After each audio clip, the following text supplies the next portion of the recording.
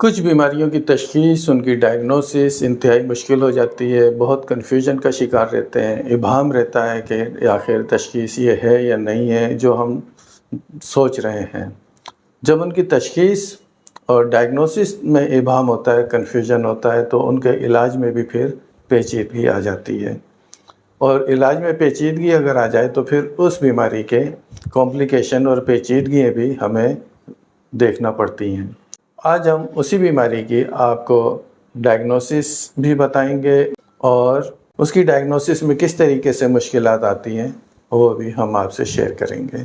اس بیماری پر بات کرنے سے پہلے میں اپنے ایک پیشنٹ کی ہسٹری اور اس کا جو علاج ہوا، کس طریقے سے ہمیں مشکلات آئیں، وہ میں آپ سے شیئر کروں گا۔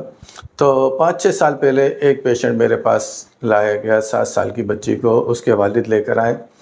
اسے 3 دن سے بخار تھا، جسے گھر پہ پیراسیٹامول دوا دے کے ٹھیک کیا جا رہا تھا۔ اسکول گوئنگ بچی تھی، پہلی کلاس میں تھی شاید وہ، یا دوسری میں، سیکنڈ کلاس میں۔ تو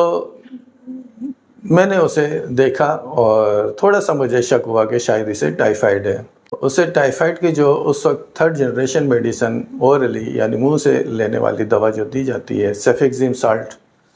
وہ اسٹارٹ کرایا اور بخار کے لیے اسے پیراسیٹامول دی تھی۔ کیونکہ آج سے تقریباً 15-20 سال پہلے جو ہے، 20 سال پہلے تک جو ہے وہ ٹائیفائڈ جو ہے وہ اتنی زیادہ ہیوی میڈیسن سے کے بجائے نارمل میڈیسن سے بھی ٹھیک ہو جاتا تھا، ایموکسیسلین سے بھی ٹھیک ہو جاتا تھا، سیپٹران سے بھی ٹھیک ہو جاتا تھا۔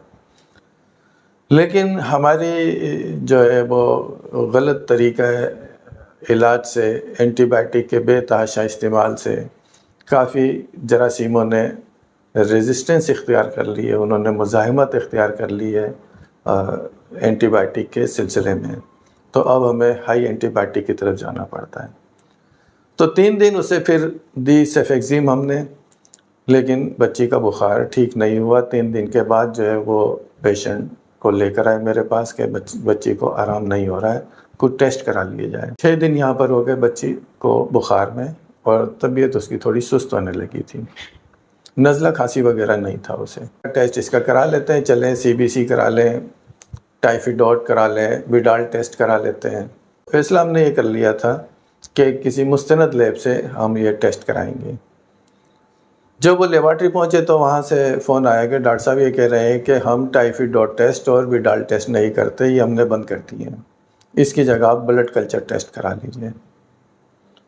تو میں نے کہا ٹھیک ہے، چلیں یہ ٹیسٹ ہم دوسری لیبارٹری سے کرا لیں گے، آپ بلڈ کلچر ٹیسٹ کرا لیں ان سے۔ تو بلڈ کلچر ٹیسٹ کا ویسے طریقہ یہ ہوتا ہے کہ آپ کو 3 دن اینٹی بائیوٹک بند کرنا ہوتی ہے، پھر بخار کی دوا دے کر اور سمپٹومیٹک، پھر اس کے بعد اس کا بلڈ کلچر کرا لیا جاتا ہے۔ لیکن چونکہ جو اینٹی بائیوٹک ہم دے رہے تھے وہ اتنی اثر کر ہی نہیں رہی تھی، بیکٹیریا کو مار ہی نہیں رہی تھی،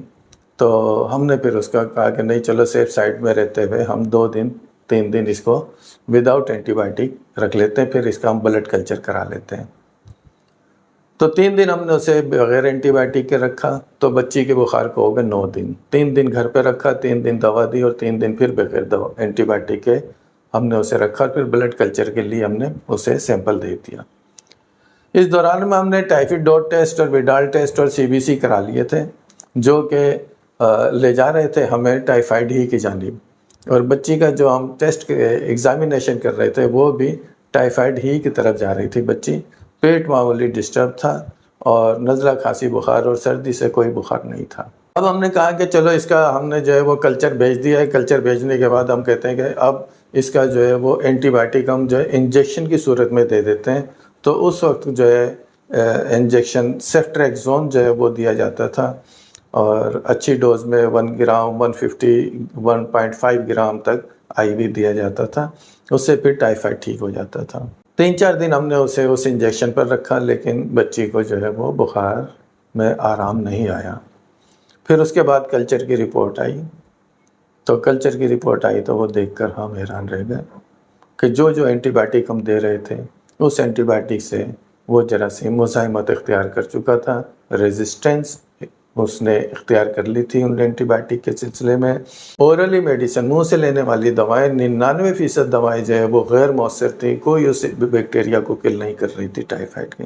اور انجیکٹیبل میں بھی تقریباً 98% میڈیسن جو ہے وہ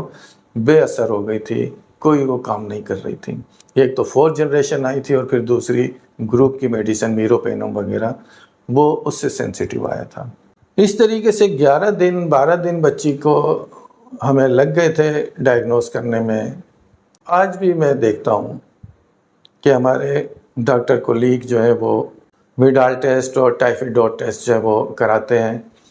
سندھ گورنمنٹ کی طرف سے ایک سرکولر بھی آیا تھا ابھی کچھ عرصے پہلے کہ بھئی یہ ٹیسٹ نہ کرائے جائیں، اس کا کوئی فائدہ نہیں ہے۔ اب اس میں اگر پتہ بھی لگ جاتا ہے کہ چلو ٹائیفائڈ ہے، تو اب ہمیں یہ نہیں پتہ ہوتا کہ اس ٹائیفائڈ میں کون سی اینٹی بائیوٹک جو ہے وہ کام کر رہی ہے۔ تو میری یہی گزارش ہے تمام اپنے ڈاکٹر حضرات سے کہ وہ یہ ٹیسٹ، جس سے کہ کنفیوژن اور ابہام بڑھتا ہے، کوئی آپ کی کنفرم ڈائگنوسس نہیں ہوتی ہے، یہ ٹیسٹ نہ کرائے جائیں،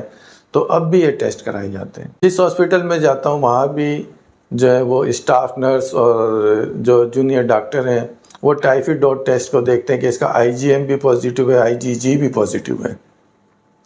تو کہتے ہیں کہ ڈبل ٹائیفائڈ اس کا پازیٹیو ہے اور اس کا ٹریٹمنٹ اسٹارٹ کریں۔ لیکن جب اس کی ہسٹری لیتے ہیں تو ڈائگنوسس جو ہے وہ کچھ اور نکلتی ہے۔ ڈائگنوسس میں ہم صرف یہ سمجھتے ہیں کہ جو لیبارٹری سے ٹیسٹ کرا لیا جائے وہی ڈائگنوسس کا حصہ ہے، تو یہ بہت بڑی بھول ہے۔ ڈائگنوسس کا 80% حصہ بچے کے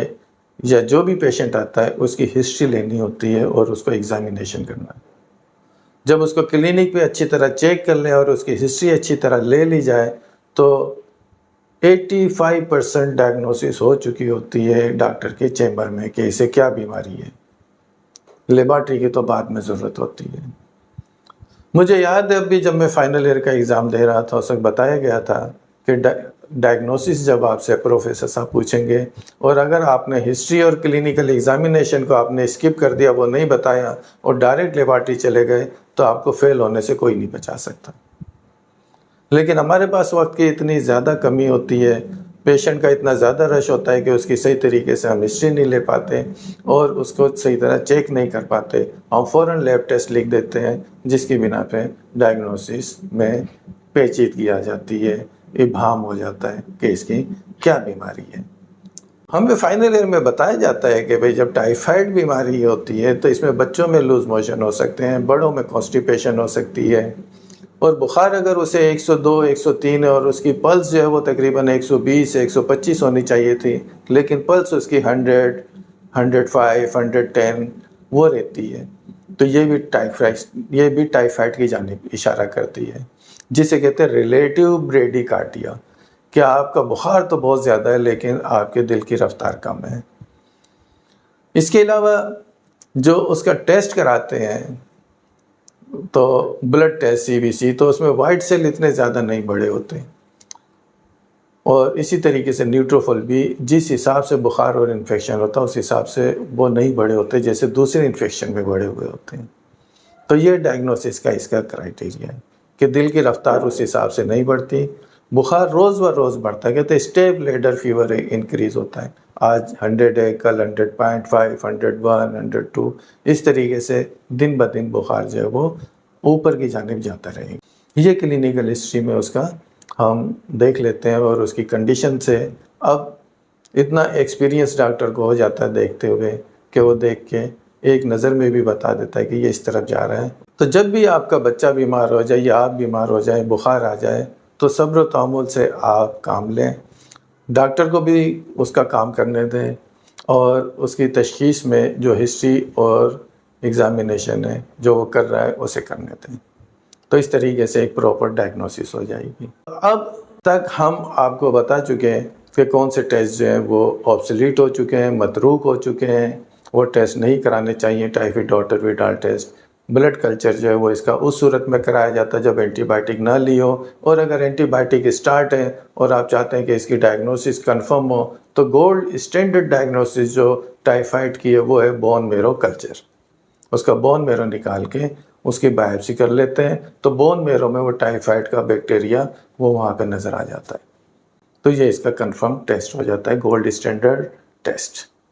تو اس طریقے سے ہم اس کی تشخیص کر لیتے ہیں۔ ڈائگنوسس کے بعد جو ہے اب ہم اس کی مینجمنٹ آپ کو بتائیں گے اور اس کی کمپلیکیشن کے اس سے کیا کیا پیچیدگی ہو جاتی ہیں، یہ ہم آپ کو آئندہ نیکسٹ ٹائم ہماری نیکسٹ ویڈیو میں آپ سے ہم شیئر کریں گے اس کا مینجمنٹ اور اس کی کمپلیکیشن۔ تو آج ہم اپنے آپ کو محدود رکھتے ہیں اس کی تشخیص تک۔ تو اگلی ویڈیو تک اجازت دیجیے، اللہ حافظ۔